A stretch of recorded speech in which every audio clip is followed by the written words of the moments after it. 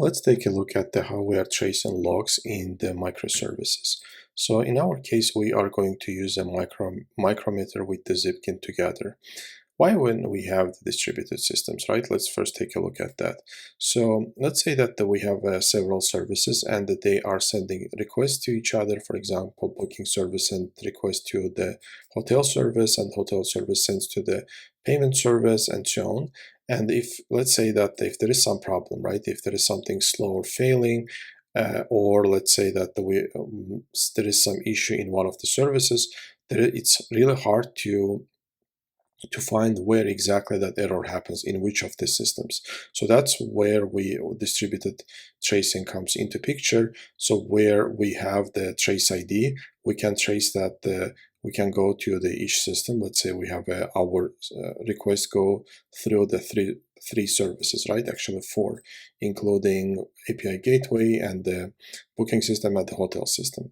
So what was the old solution? Old solution was that so we were using Spring Cloud Slew with the Zipkin, but the Slew is now replaced with starting from the Spring Boot 3. It was replaced by the Micrometer. So let's take a look at the architecture of the Micrometer. So basically, micrometer is so for example, in our case, we're using the micrometer, and for the visualization, we can use different tools, right? So for our case, we are using a Zipkin, which is really easy to start and work.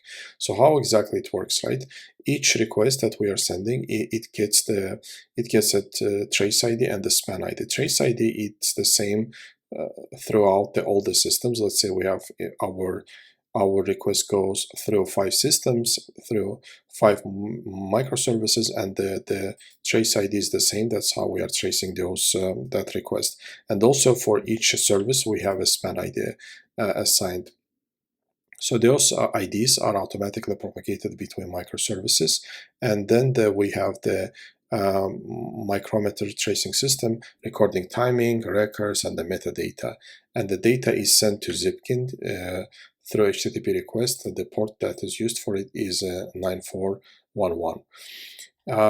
So that's it. That's how exactly it works. For example, let's say that we have a client send the request to the API gateway. So we have a trace ID that is same across all of the systems, and for each of the services, we have a span ID assigned.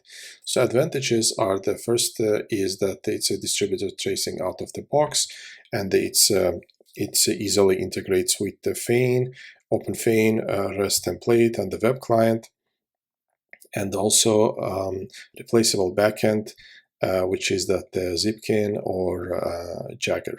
So now let's go to see that how exactly we are setting that up for our system, right?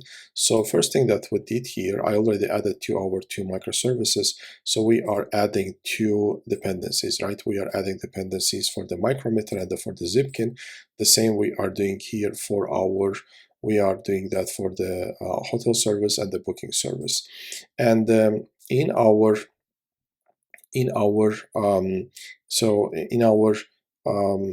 booking controller and the hotel controller, we are just adding logging for the more visibility, and but most importantly, we need to add also configuration in our config YAML file, right?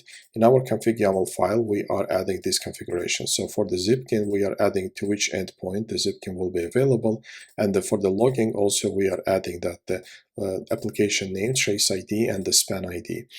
And the same we are doing for the booking system.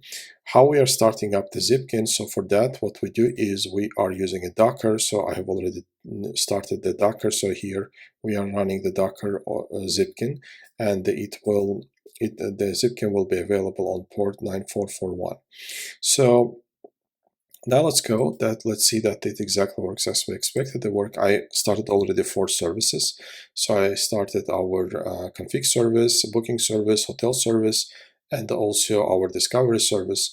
So as you can see here, they are running. And now let's go to the Zipkin. This is the UI for the Zipkin, so we can run the query, so we can see that how many requests have been sent, the time when it was sent, and so on.